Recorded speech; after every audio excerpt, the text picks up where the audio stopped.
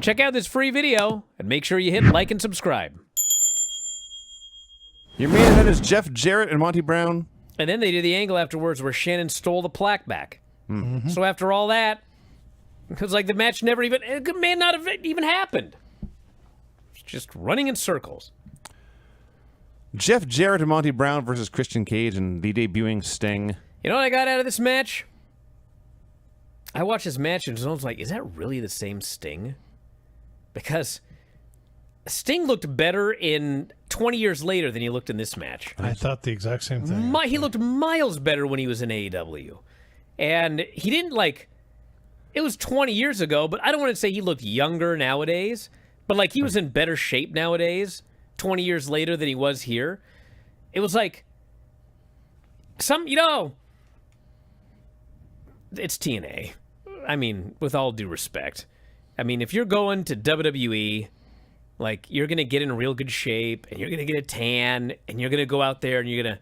But man, it was he got hired by TNA, and, he came out of his real estate office, he dyed his hair, he, put on his old trunks again. He didn't look like he was in great shape. He had, his Sting charisma and everything, but he literally looked like a different guy. And he wasn't all that great at all in the match. Just was kind of there. The people were excited for him and everything like that. But it was almost it wasn't even the same guy that we saw in AEW. It was crazy. I'm sure performing in front of 900 fans is a bit of a eye-opener for him when he goes out there. It's oh, yeah, maybe I don't have to put on the best performance here. And then, you hear the stories of he signed a 1-year deal, and he figured it would be his last year. And when you watch this match, it seems like he feels this is going to be his last year.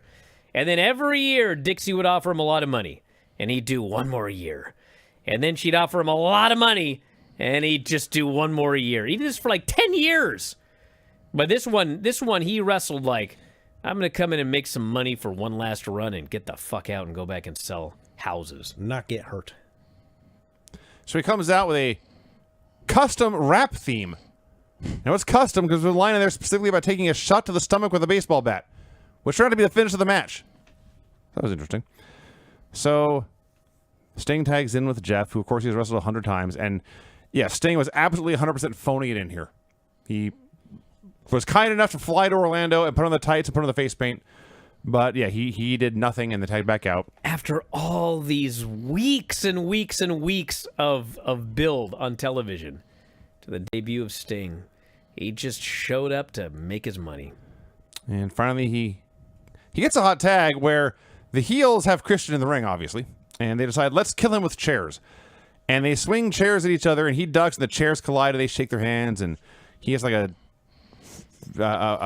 downward spiral / DDT combo. He tags in Sting, and Sting comes in, and he's throwing a couple of punches, a couple of stinger splashes, and he's probably doing this in WCW too, but he's doing the scorpion where he will not bend his legs at all. Oh my God.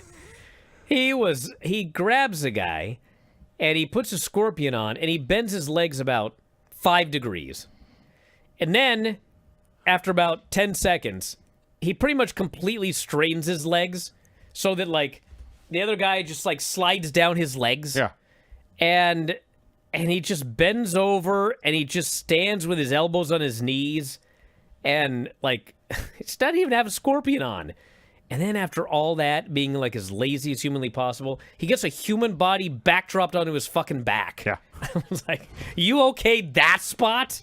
Holy shit. So Monty throws Cage into Sting, and they have some tension. And then Sting picks up the belt and backs into Christian and rears back like he's going to swing. And Cage is dude, fucker, don't hit me with the belt. But Sting is noble. They're on the same page. They fight on. Team Canada attacks. We get the double death drop because Sting and Christian both use that move. Jeff hits a belt shot. It only gets 2. You'll never guess. A belt shot in TNA and somebody kicked out. The brawl continues. The referee is heard shouting at somebody, 1 minute, boss! And Jarrett grabs his guitar. When he goes to swing it, Sting destroys the guitar with a bat. And as his song promised, he had a baseball bat to the stomach, hit a death drop, and pinned Jeff Jarrett. That sure was a TNA pay-per-view main event. Can you believe this is what Dave wrote in 2005, okay? Not 2020 whatever when he came back to AEW. This is what he wrote in 2005. 6. 2006. That's close enough. 2005-ish. Says here that Sting didn't do anything spectacular. As far as the in-ring went, his return was a success considering his age and how long he's been out. 20 years ago. That's what he wrote. Yeah, he had a much more successful career at the end. We also watched. You know, everybody, when it was time to, should we induct Sting into the Observer Hall of Fame? And, like, all these fans wanted Sting to go into the Hall of Fame. And, like, he didn't go in year after year until that final AEW run. He finally went in. Yep. God damn, I watched this match, and I was like, I wouldn't have voted for this guy. No. Like, fuck. He didn't do anything here. Nothing against the guy. Like, he really turned it around later in his career. But, man, this was phoning it in. The very definition of it. Are you one of those youngsters today who listens to Spotify? I don't even know what it is. But I do know this. All of our podcasts are available at Spotify. You can head up right now and sign up. The easiest way to do so, f4wonline.com/Spotify. And for just $9.99 per month, you can listen to 84 podcasts on any given month. 84! 2 to 3 podcasts every single day covering pro wrestling and mixed martial arts.